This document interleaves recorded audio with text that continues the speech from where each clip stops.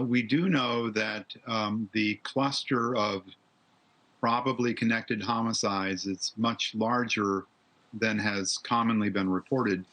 There were about 10 or so bodies of women recovered at Gilgo Beach in 2010 and 2013. We believe that the connected homicides on Long Island are actually much larger. That if you go to our website at murderdata.org and you set the switches to look at New York murders and then to look at murders in Nassau and Suffolk County, Long Island, and then you look at female murders, you'll see a much larger cluster of homicides that look just like Gilgo Beach, statistically. And we believe that this cluster has a very low clearance rate, that these are overwhelmingly unsolved murders. And the reason for that is often that's because there is one or more active serial killers who evaded detection for quite a while.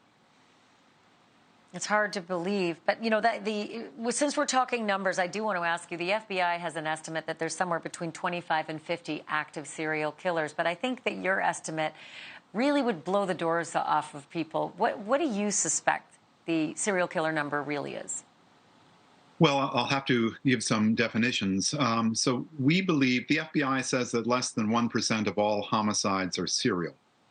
We can document as a fact that at least 4% of all murders of women are known to be serial cases.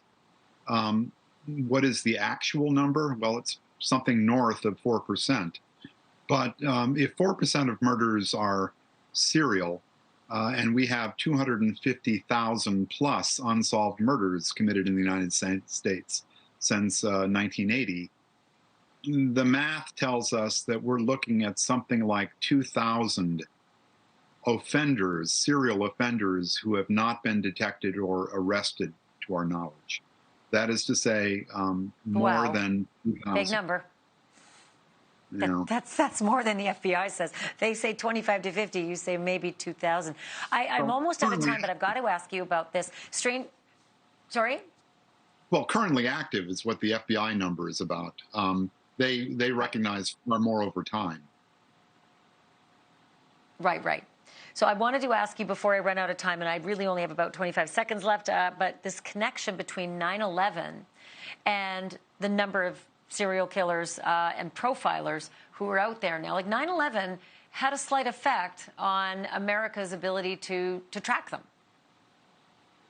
Well, it changed the focus of law enforcement to be anti-terrorism focused. But at the same time, we should recognize that serial murder has declined.